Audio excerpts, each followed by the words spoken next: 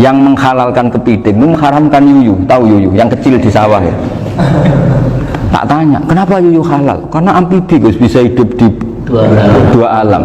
Memangnya kepiting enggak? Oh beda. Ternyata beda maksudnya. Eman Gus kalau haram. Eman kan kalau yuyu haram kan nggak ngefek kan, kecil. Ini mufti kok. Oh udah kadang halal, udah kadang makan selama ini. Iya selama ini udah kadang makan itu. Makanya banyak kiai yang mengharamkan kepiting sebetulnya, tapi minoritas kan. Minoritas. Tapi yang mengharamkan yuyu mayoritas, wong kecil aja. Jadi kita ribet ikut siapa? Gitu. Kata siapa ahli fikih gak mikir untung rugi. Makanya saya ini bingung, jadi saya ini kan kiai ya, kiai betul, susah kadang jadi kiai. Sebagian guru saya itu mengharamkan kepiting. Nah kalau kayak dolan di daerah Yono Mas Nafis daerah itu, penghormatan tertinggi santri itu kalau nyugoi kiainya kepiting karena itu makanan termahal. Bingung kan dia?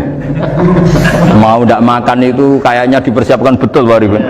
Udah ada effort ya. Warna nyari yang mahal kan? Mau makan itu sebagian guru kita mengharamkan. Akhirnya ya ada darurat tadi. Makan sekadarnya. Kalau saya habis 3 pasti israf. Kalau habis 1 prosedur hormat yang nyugui. Itu susahnya jadi kiai. Kalau kamu kan tidak kiai, mumpung gratis. Enaknya gak jadi kiai kan itu Mas. Pertimbangannya mumpung gratis. Sudah gitu masih mun dibutuh mawon, makai dibutuh mawon. Oh digawa tenan. Tapi sebetulnya ada sisi naif dari yang bilang halal tadi. Ketika yang bilang hal naif itu versinya, tapi ya nggak apa-apa, semoga dimaafkan Allah.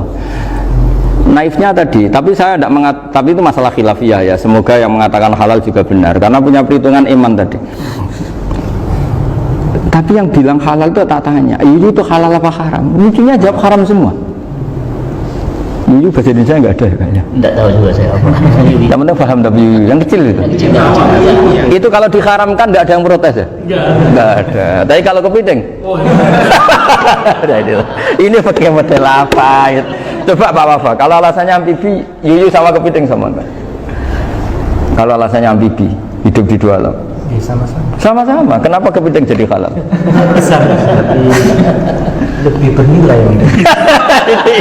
Ini juga mufti model baru. Mungkin muftinya menghalalkan gitu. Iya makanya itu kan, jadi kayak tadi ayam jago tadi orangnya tak tanya akhirnya, andekan yang kecelakaan itu ayam kecil, kamu tanya saya enggak? Ya enggak, terus langsung tak buang. Kan langsung dibuang, berhubung ayam besar eman kan. Tapi nurani aja sebetulnya protes, nyembelih kloket-kloket terus. Kadang kan apa kejet-kejet itu sudah tunggu SOP jangan lupa. Ya tapi apapun itu, ini ilmu harus didengar ya supaya sampean tahu ya, ada hayat mustaqirroh, ada hayat mustamirroh, ada hayat ibtiroriyah, paling enggak kita ngerti lah. Karena nanti di bab B ya, nyun sewu di bab apa B itu ya nanti nggak sahnya karena apa? Tidak mutamawal. Misalnya saya punya utang sama Pak Arifin ayam jago, tak bayar dengan jago yang mengalami kehidupan sudah seperti itu, kan tidak sah. Meskipun itu hidup tapi sudah tidak hayat yang mustamirah, tidak normal. Jadi ilmu itu apapun tidak cocok kita karena beda mazhab misalnya, tetap sebagai apa? Ilmu. Jadi jangan pernah anti ilmu meskipun kita tidak cocok. Dulu saya itu heran sama Abu Hanifah karena membolehkan merujuk wakaf. Wakaf itu kan nggak boleh ditarik kembali dalam mazhab Syafi'i dan hampir semua ulama bilang gitu. Tapi kalau kata Abu Hanifah, jika nazir yang nerima itu tidak sesuai rencana kita, keinginan kita, itu boleh narik kembali. Fa innal waqfa atiyatun mahdhah, kata beliau, wakaf itu ya pemberian normal saja. Suatu saat ada peristiwa gini Pak Arifin ya, ada orang kaya raya mewakafkan tanah itu senilai kalau nggak salah itu 60 miliar. Singkat cerita beliau bermain apa gitu, bisnis apa itu bangkrut, kemudian itu belum disertifikatkan wakaf, kemudian nggak ada yang disawang Coro Jowo, nggak ada yang dilihat, terus mau dibeli sama nyuwun sewu sampai yang mau beli yang mampu itu non muslim. Singkat cerita ada orang kaya muslim yang mau beli itu tapi ada problem karena itu wakaf. Tapi kalau nggak dibeli itu malah dibeli non muslim. Tanya saya hanya saja nggak apa-apa dibeli saja, ikuti mazhab Abu Hanifah. Karena kalau mazhab Syafi'i itu nggak sah semua pembeliannya. Tapi apa artinya mazhab kalau kita berpikir nggak sah tapi yang jual melakukan? Nah itu yang nggak dipikirkan oleh orang-orang fikih yang di Menara Gading. Apa gunanya kita bilang nggak sah, tapi yang punya tanah tadi tetap menjual karena tidak mengindahkan hukum itu. Mau apa coba?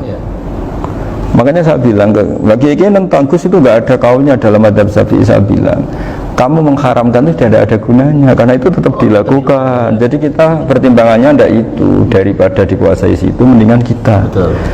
Nah itu sisi-sisi fikih. Makanya ini kita ngaji fikih ndak segampang itu memberi fatwa karena pertimbangannya banyak, Pak. Tidak hitam putih. Ndak hitam putih gitu maksud saya, ini cerita. Jadi nanti kamu ngerti. Jadi mau apa coba? Itu kan ibarat gini. Hukumnya kita ngajar perempuan itu masalah sebetulnya secara, karena itu ajnabiyah. Tapi fikih mentoleransi li ajli ta'lim, karena untuk belajar gak apa-apa. Kalau sudah jadi fakta itu ribet. Dia maunya belajar sama kamu, dan sekali kamu tidak mau belajar ke yang lain yang potensi menyesatkan. Jadi fikihnya bukan masalah nazar lagi, sudah penyelamatan. Ribet kan kalau sudah begitu. Saya punya kenangan yang menurut saya itu harus jadi trauma. Siapapun harus jadi trauma. Ini cerita sedikit. Ini masih ngaji fikih, pertimbangan. Ada orang itu sangat khusyuk, Pak. Sangat khusyuknya di rumahnya Pak Wafa itu nggak ada TV, nggak ada motor, nggak ada apa saja. Ketika anaknya berkembang agak dewasa, itu pertama naik motor, itu ya utang jasa sama kawan-kawannya. Pertama dia ngelihat nikmati TV ya dari kawan-kawannya. Corong Jawa, mbek tanggane lah. Padahal orang tuanya ini protektif justru karena banyak tangganya sih nggak pati Islami lah. Ya mereka orang Islam tapi ya nggak sholat, nggak apa. Singkat cerita orang tuanya ini datang ke rumah sana nangis, nangis Gus. Sekarang saya ikrar bahwa mazhab abah jenengan Kiai Nur Salim, bapak saya itu, mazhab jenengan itu lebih hebat imam mazhab kulo. Nangis dia. Dulu saya itu agak menyalahkan Kiai Nur Salim jenengan karena longgar di rumah ada TV ada motor. Terus dia cerita. Nah karena anaknya ini pertama bisa naik motor, untuk anak ABG ini kan jasa yang luar biasa. Karena dia butuh sekali bisa naik motor, dipinjemin. Akhirnya walhasil anaknya ini yang saya merantau ke Jakarta kemana, akhirnya lam yusolli wa lam yasum. Padahal anaknya ya kiai kampung. Terus tak ceritain. Terus akhirnya dia tanya, kenapa sih Gus jenengan sama abah kok longgar gitu sama anak? Tak ceritani gini Pak Arifin, menurut ilmu al-insan abdul ihsan, manusia itu budaknya kebaikan. Karena utang jasanya sama anak ini, ya dia akan ingat anak ini. Sementara kenangannya mbak jenengan mbok amui, tidak boleh.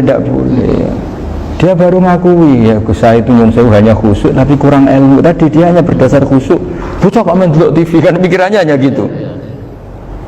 Ini cerita ilmu, saya bukan menjustifikasi manapun, ini kan cerita ilmu Pak Arifin ya. Jadi semuanya itu ada hitung-hitungannya. Coba kalau kita terlalu stakung be anak pertama naik motor jasanya orang nggak sholat ya, pertama roh TV jasanya orang nggak sholat. Coba terikatnya anak ini sama kita apa sama orang itu? Sama orang itu. Bayangkan kalau umur ABG, kalau umur sak pari pun Pak Wafa ini nafsu astagfirullah kan. Gue cok tua nome orang. Gaya tok, bareng tua udah khusus gaya tok. Aslinya namanya bodoh. Ya saya sama semua. Cuma saya akan lebih jujur dari biasa. Jadi orang itu harus ngitung gitu. Itu kenapa Mbah Mun itu kayak alim alama. Setahu saya dalamnya ada TV. Putra-putra ini lihat TV.